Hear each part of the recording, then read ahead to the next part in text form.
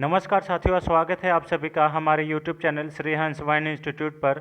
आज का तारीख है 7 नवंबर 2023 और इस दिन के करंट अफेयर्स का सभी अति महत्वपूर्ण प्रश्न हम लोग इस वीडियो में डिस्कस करेंगे, जो कि आने वाले सभी प्रतियोगी परीक्षाओं के लिए बेहद महत्वपूर्ण होगा। तो चलिए, करंट अफेयर्स एक अनोखी सोच के साथ हम लोग इस वीडियो को डिस्कस करते हैं। तो आज का मोटिवेशन है, आज का ज़िंदगी में सबसे बड़ा चैलेंज उसी काम को करने में आता है जिसे देखकर लोग कहते हैं ये कि तुम्हारे बस का नहीं है। बिल्कुल सही बात है। जो लोग कहते हैं ना कि आप ये तुम्हारे बस का नहीं है, तुमसे ना हो पाएगा, ठीक है, तो आप निरंतर उस काम को करते रहिए और जब तक आप सफल ना हो जाए तब तक उस काम को इसमें करते रहिए, ठीक है। तो उससे क्या होगा कि जब आप सफल होंगे तो वही व्यक्ति का राय जो है वो बदल जाएगा, बोलेगा नहीं नहीं, मैंने ऐसा तो कभी नहीं कहा, मैं तो खुद बोल रहा हूँ कि वो ये तुमसे ही होगा, ऐसा है ना। तो लोगों की राय बदलते देर नहीं लगती है, बस आप एक बार सक्सेस हो जाइए। चलिए, इसी मोटिवेशन के साथ हम लोग पहला क्वेश्चन देख लेते हैं। आज का पहला क्वेश्चन है, हाल ही में केंद्रीय शिक्षा मंत्री धर्मेंद्र प्रधान द्वारा की गई घोषणा के अनुसार केंद्रीय माध्यमिक शिक्षा बोर्ड यानी कि सीबीएसई निम्नलिखित में से किस देश में अपना क्षेत्रीय प्रशासनिक कार्यालय खोलेगा? तो ये खोलेगा यूएई में। ऑप्शन नंबर डी इसका सही आंसर है।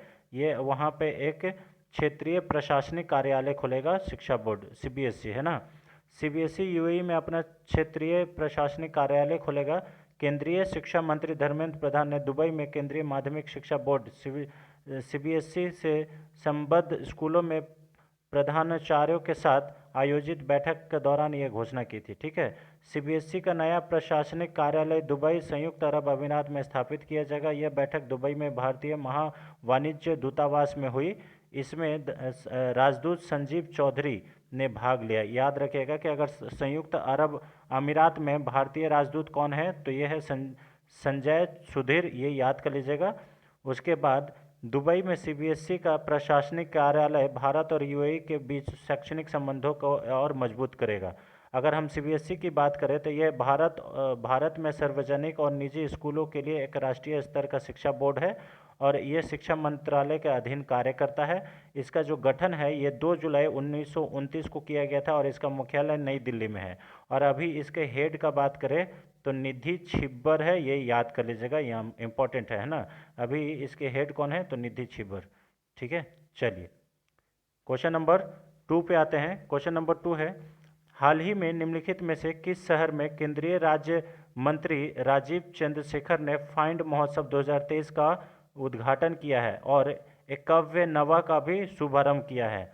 तो यह किया गया है बेंगलुरु में। ऑप्शन नंबर सी इसका सही आंसर है। कर्नाटक की राजधानी बेंगलुरु में किया गया है इसका ये, ठीक है ना, कर्नाटका, इसका उद्घाटन। और ये केंद्रीय राज्य मंत्री हैं राजीव चंद्रशेखर ने फाइंड महोत्सव 2023 का उद्घाटन किया है, ठीक है। यहाँ पे देखिए, फाइंड फेस्टिवल 2023 एक काव्य स्कूलों एक ऐसा पहल है जिसका उद्देश्य है K-12 शिक्षा में बदलाव लाना और एक काव्य नवा को लॉन्च करना। एक काव्य नवा K2 शिक्षा में नवाचार, रचनात्मकता, डिज़ाइन, सोच पर केंद्रित एक नया मॉडल है, ठीक है। यह उत्सव शिक्षा छात्रों, स्कूल नेताओं और नीति निर्माताओं सहित हितधारकों के विभिन्न समूहों में एक स्थान लाया है। इस कार्यक्रम में creative extra ordinary educators teachers road map to विकमिक एक्स्ट्रा ऑर्डिनरी के लॉन्च का भी किया गया है, तो ये याद कर लीजिएगा, ठीक है। शैक्षणिक और उद्यमशीलता क्षेत्र के नेताओं ने पैनल में भाग लिया था, ये इसका बात है, ठीक है।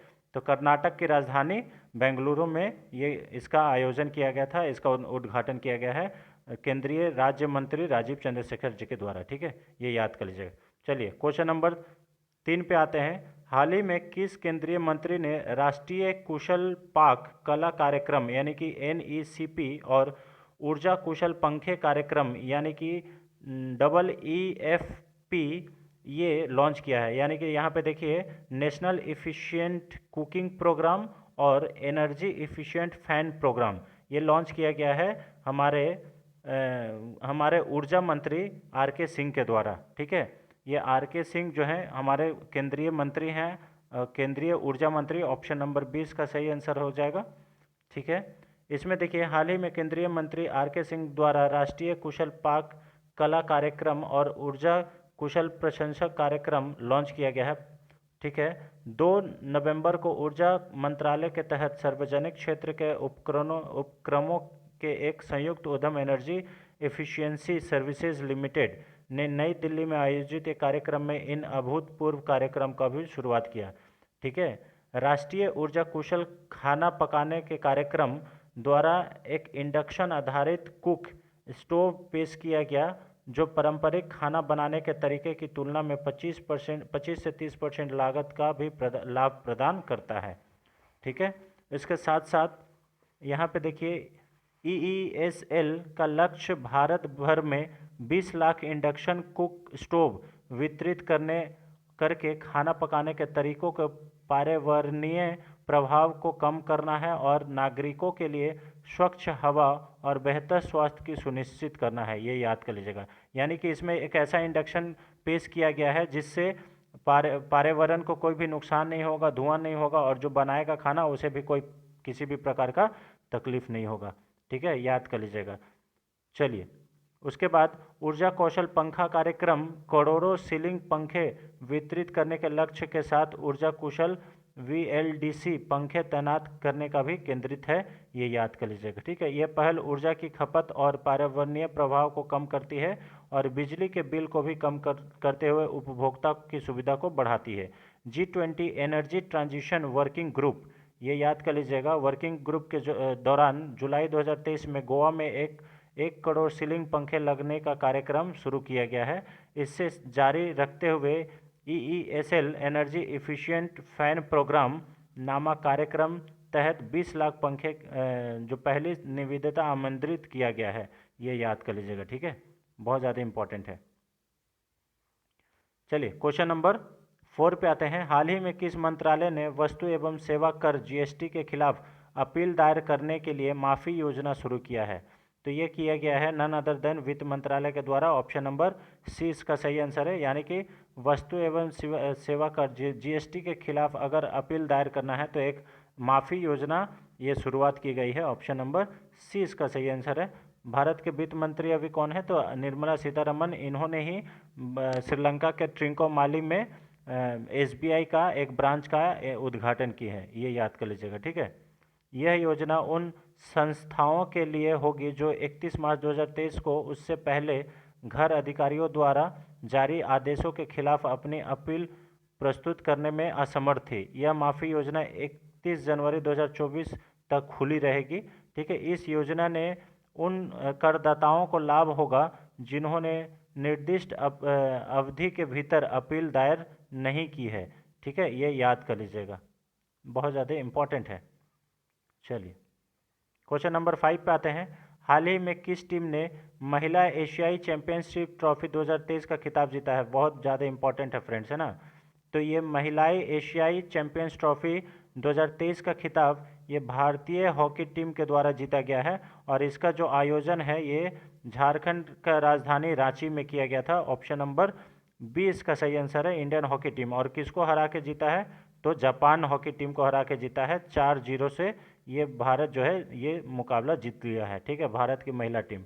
ठीक है ना। महिला एशियाई चैंपियंस ट्रॉफी ये किससे रिलेटेड है, किस खेल से रिलेटेड है? तो हॉकी खेल से रिलेटेड है। ये भी याद कर लीजिएगा। ठीक है। भारतीय हॉकी टीम ने 5 नवंबर 2023 को रांची में फाइनल मैच में जापान को 4-0 से हराकर यह खिताब जीता है।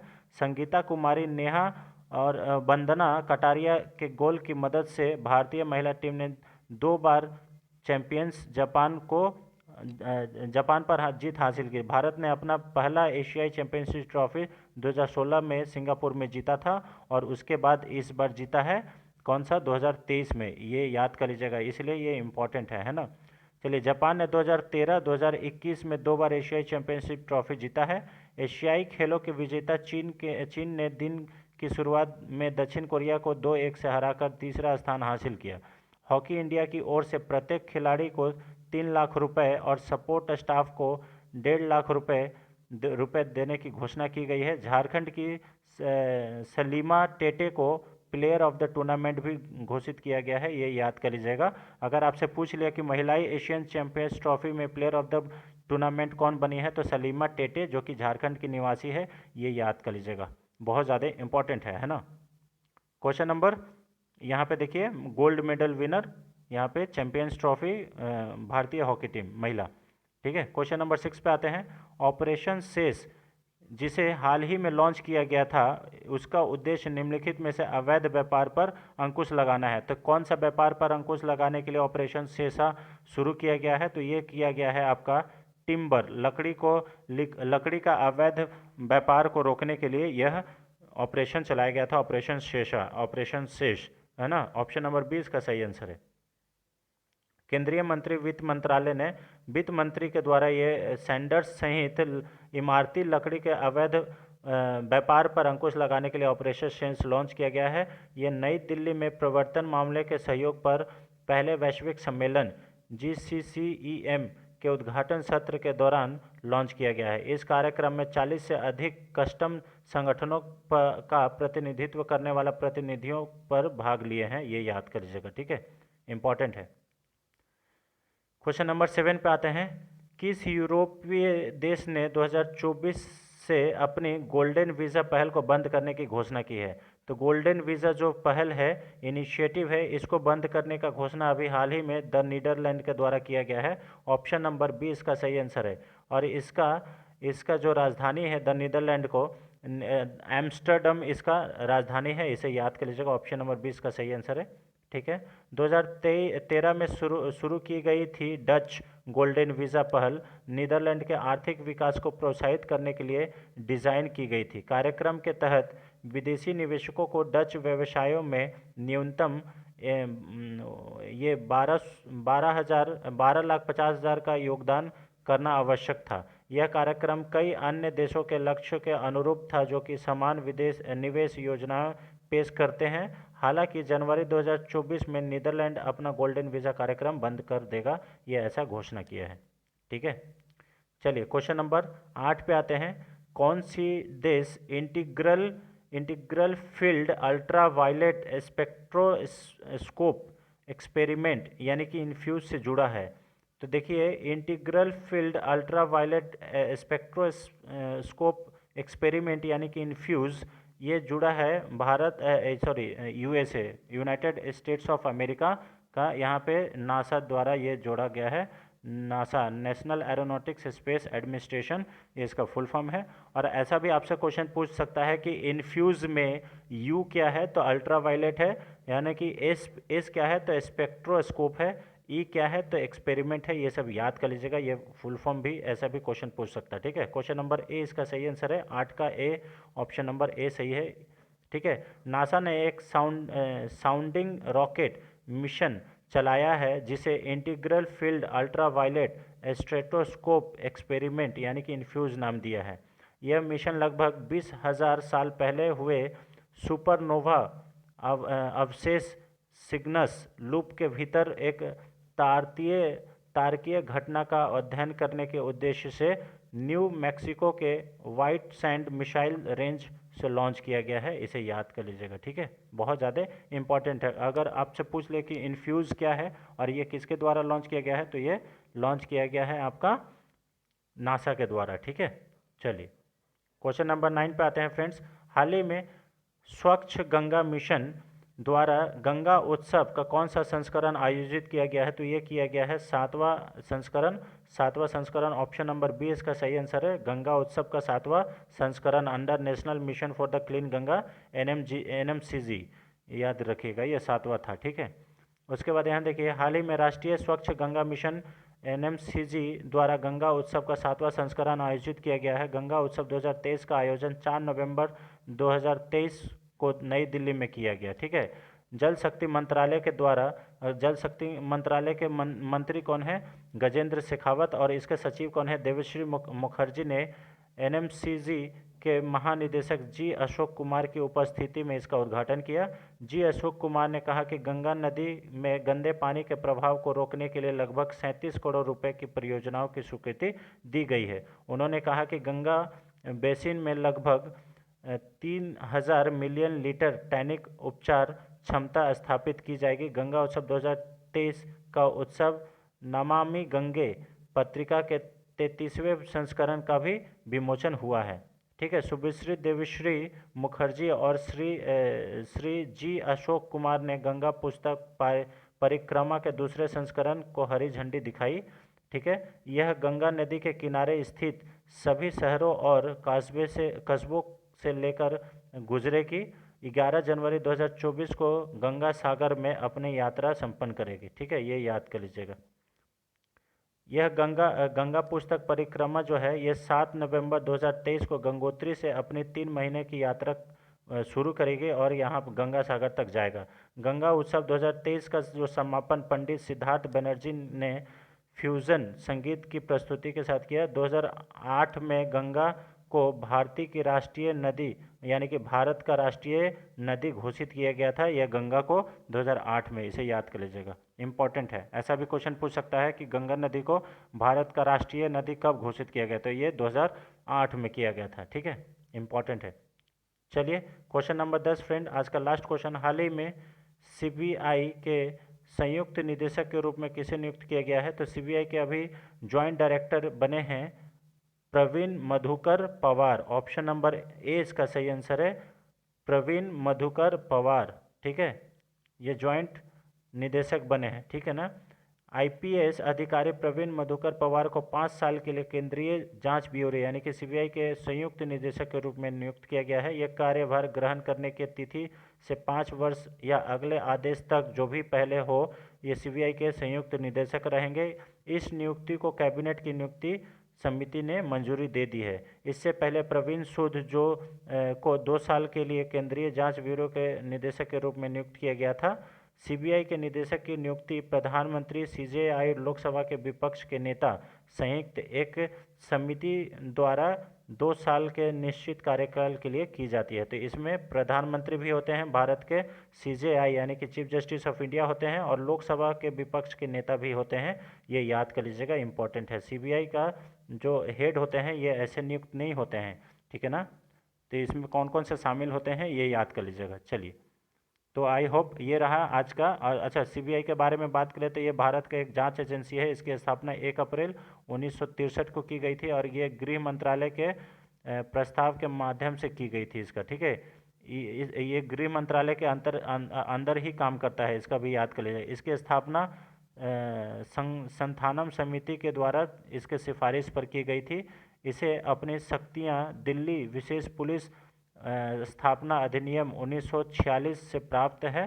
प्रवीण सूद जो है ये अभी वर्तमान में इसके निदेशक हैं, ये याद कर लीजिएगा। ठीक है, इंपॉर्टेंट है।